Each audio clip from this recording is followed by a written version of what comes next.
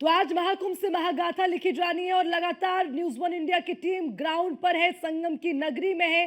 सीधा उनसे जानेंगे क्या है आज का हाल। एसके वाजपेयी त्रिवेणी संकुल से मेरे साथ जुड़ गए हैं और उसी के साथ ग्राउंड की बात करें तो अतुल शर्मा महाकुंभ क्षेत्र से हमारे साथ हैं, राजेश अरेल घाट से हमारे साथ है, पवन पटेल अखाड़ा क्षेत्र से हमारे साथ जुड़ गए हैं। सबसे पहले एसके वाजपेयी का रुख करूंगे। एसके वाजपेयी, आप जिस जगह पर है यानी कि त्रिवेणी संकुल, आज वहीं पर बैठक होनी है, वहीं से महामंथन की शुरुआत होगी, महागाथा लिखी जाएगी, महासौगात दी जाएगी। क्या तैयारियां?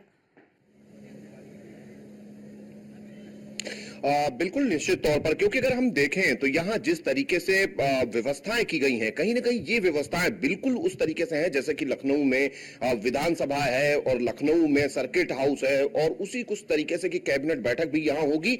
हम एक नजारा अपने कैमरा पर्सन से कहेंगे कि आपको दिखाएं यहाँ पर जो वो कॉटेज बनाए गए हैं। इन कॉटेजेस में भी उत्तर प्रदेश के जो मंत्री हैं वो सभी यहाँ पर रुके हुए हैं और कहीं ना कहीं ये जो कॉटेजेस हैं, इन कॉटेजेस में ही रात्रि विश्राम मंत्रियों ने किया है। क्योंकि कल देर रात ही लगभग सभी मंत्री जो उत्तर प्रदेश सरकार के हैं वो यहां पहुंच चुके थे और उसके बाद से कहीं ना कहीं लगातार जो मंत्री हैं वो यहां पर मौजूद हैं और इसके जरिए से कहीं ना कहीं एक मैसेज भी देने की कोशिश लगातार मंत्रियों की तरफ से भी की गई है। क्योंकि सरकार जिस तरीके से सनातन को लेकर चीजें कर रही है, कहीं ना कहीं एक बड़ा मैसेज इसके जरिए से देने की कोशिश सरकार की तरफ से है।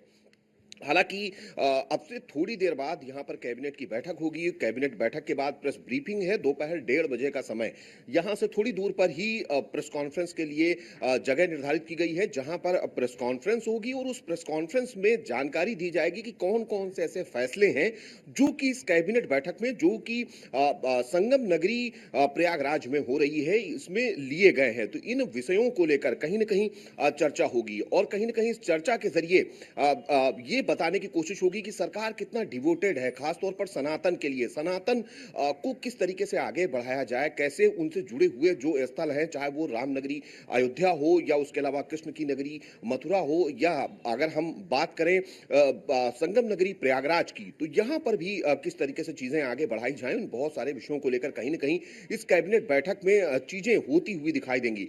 आप देखेंगे कि लगातार जो उत्तर प्रदेश सरकार के जो मंत्री हैं वो यहां पर कहीं ना कहीं कल रात से ही पहुंच चुके हैं और ठीक कल है, रात से यहां पहुंचने के बाद लगातार ठीक कहीं है। ना कहीं इसके जो बाद पे लगातार तमाम तस्वीरों के साथ जानकारी भी आपसे लेते रहेंगे, लेकिन बाकी तमाम सहयोगी भी हमारे साथ जुड़े हैं, उनसे एक कमेंट लेते हैं। राजेश, आप अरेल घाट पर है और ये वो जगह है जहां पर आज ये देखा जाएगा कि तमाम जो मंत्री हैं वो आस्था की डुबकी लगाते हुए भी नजर आएंगे। सबसे पहले क्या पहली तस्वीर आज सुबह सुबह वहां नजर आ रही है? बिल्कुल अर्चना, चूंकि अभी एसके ने बताया, चूंकि मेरे ठीक पीछे उस तरफ सर्किट हाउस है जहां पे एसके वाजपेयी ने वहां की तैयारियों का जायजा आपको दिखाया कि कैसे वहां पे मंत्रियों के आने का सिलसिला शुरू हो चुका है। कुछ मंत्री रात को पहुंच गए, कुछ अभी पहुंच रहे हैं और हम उस जगह पे है जहां पे कैबिनेट की बैठक के बाद मंत्री जो हैं वो संगम में स्नान करेंगे अरहल घाट पे। यहाँ पे आस्था की डुबकी लगाते हुए वो तमाम कैबिनेट मंत्री मुख्यमंत्री के साथ नजर आएंगे जो यहाँ पे मौजूद रहेंगे। तो आज की बैठक इस लिहाज से भी महत्वपूर्ण है चूंकि देखिए 22 तारीख का एक कनेक्शन है। 22 तारीख को ही पिछले साल अयोध्या में प्राण प्रतिष्ठा हुई थी और आज भी 22 तारीख है जब महाकुंभ, जो धार्मिक आयोजन है दुनिया का सबसे बड़ा, वहां पे भी जो कैबिनेट की बैठक है वो होने जा रही है। और सबसे बड़ी बात यह है कि धार्मिक हब यानी जो पर्यटन हब है धार्मिक लिहाज से, उस पे सरकार का काफी फोकस है कि उसे कैसे बढ़ावा दिया जाए।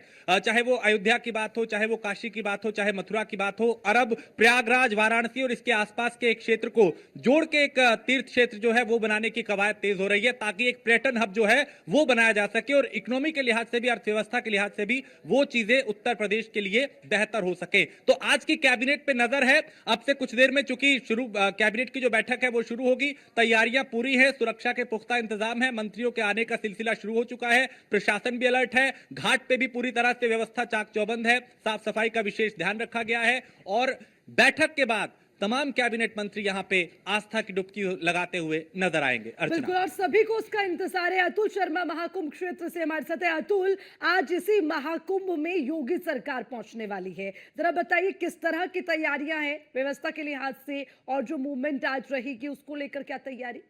देखिए, सुरक्षा को लेकर के यहाँ पर जो व्यवस्था की गई है, भारी पुलिस फोर्स की तैनाती के साथ साथ एटीएस के कमांडो तैनात किए गए हैं, सुरक्षा कर्मी यहाँ पर तैनात किए गए हैं, खुफिया तंत्र को मजबूत किया गया है और यहाँ पर भारी तादाद में खुफिया तंत्र तैनात किया गया है। जिस तरह से कैबिनेट की बैठक आज प्रयागराज में होने जा रही है, सभी मंत्रियों के साथ मुख्यमंत्री यहाँ पर बैठक करते हुए नजर आएंगे और उसी के साथ साथ अगर बात की जाए तो 1 बजे प्रेस कॉन्फ्रेंस की जाएगी। उसके बाद कहा जा सकता है कई अहम प्रस्ताव है जिनके बारे में जिक्र किया जा सकता है और उसी के साथ साथ अगर बात की जाए तो आज का दिन बेहद खास रहने वाला है। प्रयागराज के साथ साथ अगर बात की जाए तो बुंदेलखंड एक्सप्रेस वे का जिस तरह से विस्तार की यहाँ पर सूचनाएं सामने आ रही हैं, उसी के साथ साथ कॉरिडोर की अगर बात की जाए तो कॉरिडोर यहाँ पर बनाने की जो कवायद है वो तेज हो सकती है और लगातार अगर बात की जाए अयोध्या से लेकर के प्रयागराज तक की अगर बात की जाए तो यहाँ पर कई अहम मुद्दों पर चर्चा होगी और कई प्रस्ताव पास हो सकते हैं। सुरक्षा के लिहाज से अगर देखा जाए तो कैबिनेट बैठक से पहले यहाँ पर सुरक्षा व्यवस्था के लिए